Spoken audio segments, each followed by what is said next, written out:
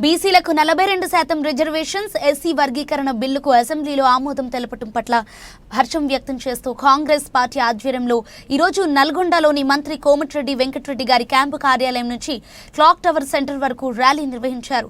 అనంతరం సీఎం రేవంత్ రెడ్డి, మంత్రి కోమటిరెడ్డి వెంకటరెడ్డి ఫ్లెక్సీలకు పాలాభిషేకం నిర్వహించి స్వీట్లు పంపిణీ చేశారు. ఈ సందర్భంగా పెద్ద ఎత్తున బాణాసంచా కాల్చారు.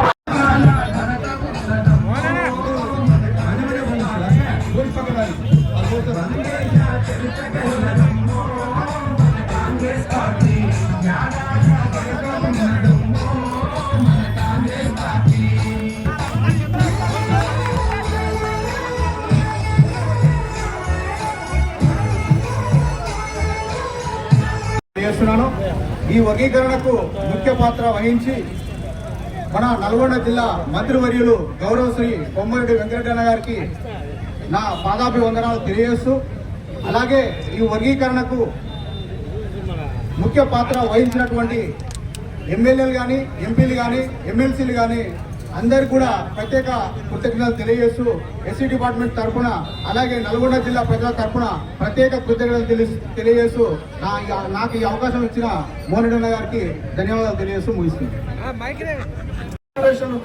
కల్పించి బిల్లు పాస్ చేయడం ఈ రాష్ట్రంలో ఉన్నటువంటి వరకు బలహీన వర్గాలకి ఎంతో మేలు చేసేదని ఈ సందర్భంగా తెలియజేస్తున్నాం.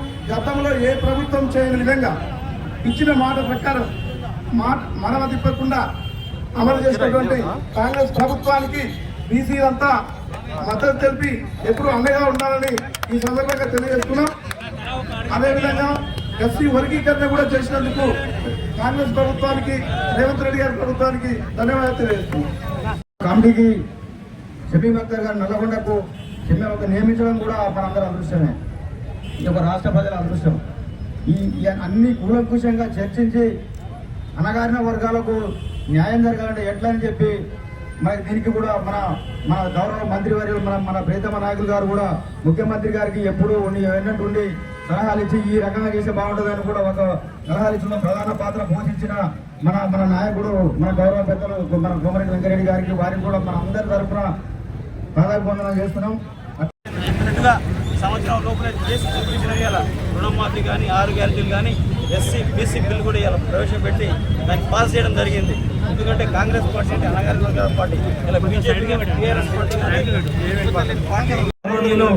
మా మిత్రులు మోహన్ రెడ్డి గారికి, అదేవిధంగా మన మార్కెట్ చైర్మన్ జుకూర్ రమేష్ గారికి, ఎక్స్ కౌన్సిలర్ సుభాష్ గారికి, రాజిరెడ్డి ఆర్టీ మెంబర్ గారికి, అదేవిధంగా మా లక్ష్మీ మా మిత్రులు కొడుకు పల్లెందర్ గారి వ్యక్తి డెప్యూటీ సిఎక్స్ లక్ష్మీ గారికి, అదేవిధంగా దుబ్బ అశోకన్న గారికి, అదేవిధంగా ఇంకా మా బోడస్వామి ఎస్సీసీఎల్ గారికి, అందరికీ కూడా ఇక్కడికి వచ్చిన పార్టిసిపేట్ చేసిన మా బొడి శ్రీనివాసరెడ్డి గారికి అందరికీ కూడా పేరు నమస్కారం తెలియజేస్తున్నాను. ఏదేమైనా చాలా సంతోషకరం. ఎందుకంటే అణగారిన వర్గాలకు చెందినటువంటి పార్టీ ఏదంటే కాంగ్రెస్ పార్టీ. ఎందుకంటే మీ అందరు చూస్తా ఉన్నది, ఇవాళ బీసీ వర్గీకరణ అనేది బీసీ డిక్లరేషన్ అనేది ఎప్పటి నుంచి ఉన్న సమస్య. అది ఇలా భారతదేశంలో ఎవరు చేయలేదు ఇలా, కానీ ఇలా మన రేవంత్ రెడ్డి గారి ప్రభుత్వం ఇక్కడ మన తెలంగాణ అమలు చేసింది. ఇలా మనం అసెంబ్లీలో 42% బీసీలకు వాటా ఇవ్వాల్సిందే. రాహుల్ గాంధీ గారు చెప్పినట్టు మేమెంతో మా వాటా అంతా నినాదంతో ఇలా డిక్లరేషన్ చేసింది, బిల్ పాస్ అయింది. అదేవిధంగా ఎస్సీ వర్గీకరణ ఎప్పటి నుంచో 30 years 30 సంవత్సరాల నుంచి ఉన్న సమస్యను ఇలా కాంగ్రెస్ పార్టీ వాళ్ళ సమస్యను కూడా అసెంబ్లీలో పెట్టి బిల్ పాస్ చేసింది. ఆ తర్వాత దానికి సంబంధించిన వ్యక్తులు మన ఉత్తమ్ కుమార్ రెడ్డి గారు సబ్ కమిటీ చైర్మన్ గారు, అదేవిధంగా పొన్నం ప్రభాకర్ గారు బీసీ చైర్మన్ గారు, అదేవిధంగా బడుగు పల్లెన వర్గాల వ్యక్తి ఆశాజ్యోతి మన టీపీసీసీ అధ్యక్షులు మహేష్ కుమార్ గౌడ్ గారు, ఆ తర్వాత మన పెద్దలు గౌరవనీయులు మా మంత్రివర్యులు కోమటిరెడ్డి వెంకటరెడ్డి గారు, ఎందుకంటే ఎప్పుడు బీసీ మీనాతో ఉండే వ్యక్తి కూడా, ఎస్సీ ఎస్టీల మీద ప్రేమ ఉండే వ్యక్తి కూడా. కాబట్టి వీరందరూ కూడా సహకరిస్తేనే ఇవాళ ఈ బీసీ బిల్ పాస్ అయింది, అదేవిధంగా ఎస్సీ వర్గీకరణ బిల్ పాస్ అయింది. కాబట్టి ఇలా కాంగ్రెస్ పార్టీ అంటే మామూలు పార్టీ కాదు, కాంగ్రెస్ పార్టీ అణగారిన వర్గాల పార్టీ, బీసీ ఎస్సీ ఎస్టీల పార్టీ. ఎందుకంటే మీ అందరికీ తెలిసి ఇలా కాంగ్రెస్ పార్టీ వచ్చిన తర్వాతనే ఈ కదలిక వచ్చింది.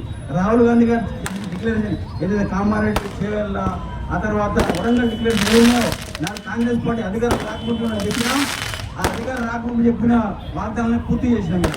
ఇవాళ సంవత్సరం లోపలనే ఇవన్నీ కూడా చేసి చూపించడం ఇవాళ కాంగ్రెస్ పార్టీ. కాబట్టి ఇవాళ కాంగ్రెస్ పార్టీని మీరు ఎప్పుడు మర్చిపోవద్దు. ఇందాక మన మోహన్ రెడ్డి గారు మిత్రులు చెప్పినట్టు నేను చాలా మంది కార్యకర్త మీలో ఉండే మంచి కాబట్టి నేను డీసీసీ అధ్యక్షులుగా నేను పనిచేసినా కానీ వాళ్ళ కాంగ్రెస్ పార్టీ గుర్తించి నేను ఇలా ఇచ్చినందుకు అందరికీ కూడా పేరు నమస్కారం తెలియజేస్తా ఉన్నాను. ఎందుకంటే నేను ఒక్కరిని లేదు, ప్రతి ఒక్కరి కార్యకర్త సహకారం ఉంది. అధికారం లేనప్పుడు మోహన్ రెడ్డి గారు కానీ అందరూ కూడా పార్టీకి అందుకోండి, పార్టీ ప్రెసిడెంట్ ఉండి పార్టీ పనిచేసారు కాబట్టి వాళ్ళందరూ కూడా వస్తుంది.